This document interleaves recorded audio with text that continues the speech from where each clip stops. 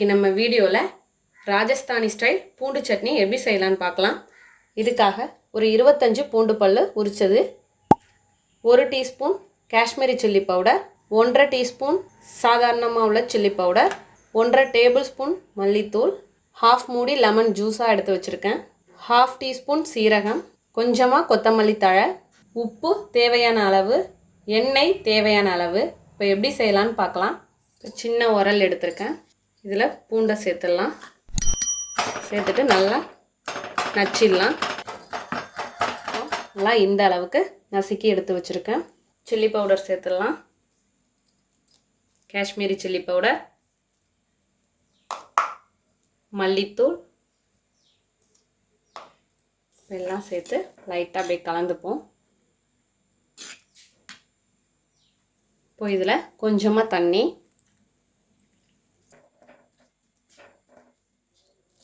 இப்போ நல்லா கலந்தாச்சு.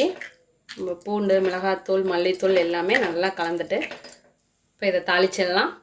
இப்போது ஒரு பேன் எடுத்துருக்கேன், இதில் ஒரு 2 டேபிள் ஸ்பூன் அளவுக்கு நல்லெண்ணெய் சேர்த்துக்கிறேன். இப்போ எண்ணெய் சூடாயிடுச்சு, இதில் சீரகம் சேர்த்துடலாம்.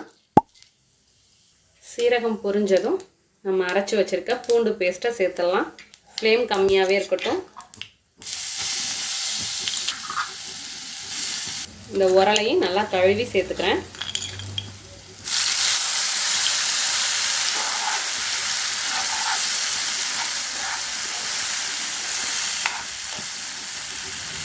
இதில் கொஞ்சமாக தண்ணி, அவ்வளோதான். இப்போது சட்னிக்கு தேவையான அளவு உப்பு நல்லா மிக்ஸ் பண்ணிக்கலாம். இப்போது இந்த அளவுக்கு கொஞ்சம் கலந்து வச்சுக்கோங்க. இந்த அளவுக்கு கலந்தாதான் கொதிச்சு வரப்போ கரெக்டாக இருக்கும். அதனால் இந்த அளவுக்கு தண்ணி சேர்த்து கலந்துட்டேன். இப்போ ஒரு 5 மினிட்ஸ் நல்லா கொதிக்கட்டும், மீடியம் ஃப்ளேம்லேயே இருக்கட்டும். இப்போது 5 மினிட்ஸ் ஆயிடுச்சு, தண்ணியெல்லாம் வற்றிடுச்சு. இந்த ஸ்டேஜில் லெமன் ஜூஸ் சேர்த்துடலாம். சேர்த்துட்டு நல்லா மிக்ஸ் பண்ணிக்குவோம். இப்போ இதில் கொத்தமல்லி தழை, இப்போ அவ்வளோதான். லைட்டாக கலந்துட வேண்டியதான்.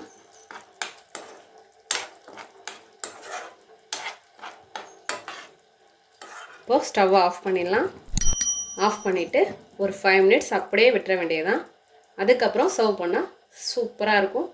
இட்லி தோசைக்கு சூப்பரான சைடிஷ்ஷாக இதை வச்சு சாப்பிட்லாம். நம்மளோட அருமையான அற்புதமான ராஜஸ்தானி பூண்டு சட்னி தயாராகிடுச்சு. இதே போல் நீங்களும் உங்கள் வீட்டில் செஞ்சு பார்த்துட்டு எப்படி வந்துச்சுன்னு கமெண்ட்டில் சொல்லுங்கள். தேங்க்யூ.